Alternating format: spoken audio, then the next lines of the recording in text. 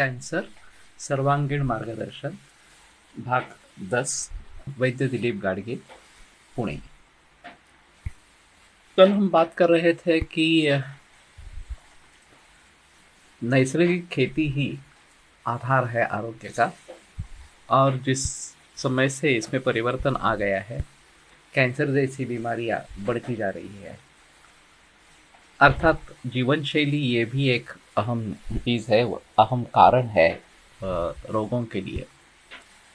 लेकिन हमारा शरीर हम जो खाना खाते हैं उसी से बनता है, और आहार संभवम वस्तु रोगाश्च आहार संभवाः, ये चरकाचार्य का वचन है कि जो शरीर है वो आहार से बनता है और रोग भी इसी आहार से निर्माण होते रहते हैं।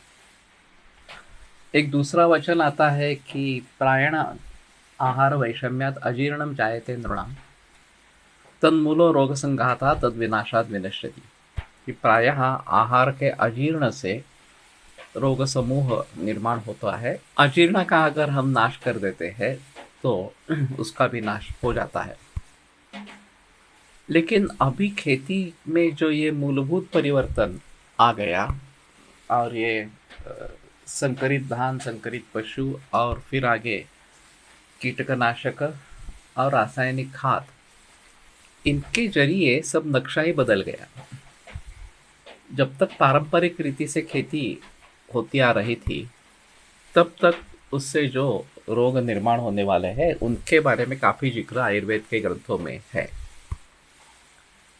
द्रवद्रव्य विज्ञानीय, अन्नस्वरूप विज्ञानीय, इस प्रकार के 2 अध्याय प्रायः सभी ग्रंथों में पाए जाते हैं।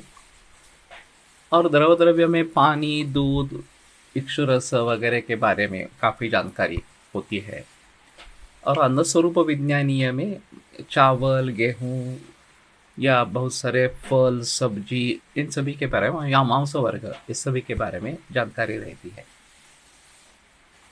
तो इनके आधार पर स्वास्थ्य को कैसे बनाए रखना है, इसके बारे में काफ़ी बहस की गई है और विस्तृत रूप से जानकारी दी गई है।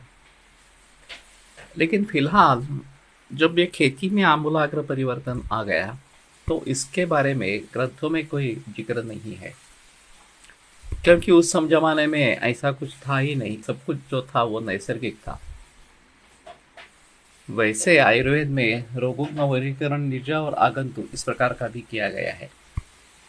निज जो है वो वात, पित्त, कफ, ये जो 3 दोष है, उनके इम्बैलेंस से, उनमें संतुलन बिगड़ जाने के कारण हो जाते हैं, और बाह्य आघात वगैरह होने के कारण जो रोग निर्माण होने वाले हैं वो झट से रोग निर्माण होने वाले इस प्रकार के हैं।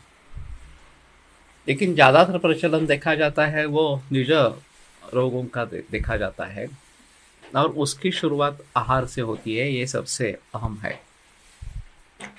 तो इसीलिए हम जब केस टेकिंग करते हैं, रुग्ण की पूरी जानकारी लेते हैं, तो सुबह उठने से लेकर रात सोने तक वो आदमी क्या क्या करता है, क्या क्या खाता है, कब खाता है, बाकी विहार किस प्रकार का है, इसके बारे में पूरी जानकारी ले लेते हैं, ताकि उनमें से जो भी हेतु है, जो भी कारण है, उनका हमें पता चले, और फिर उन कारणों को टालकर जो योग्य पद्धति है, जिस रीति से ये सब दिनचर्या करनी है, ये सब खाना पीना करना है, उसके बारे में हम सलाह देते हैं।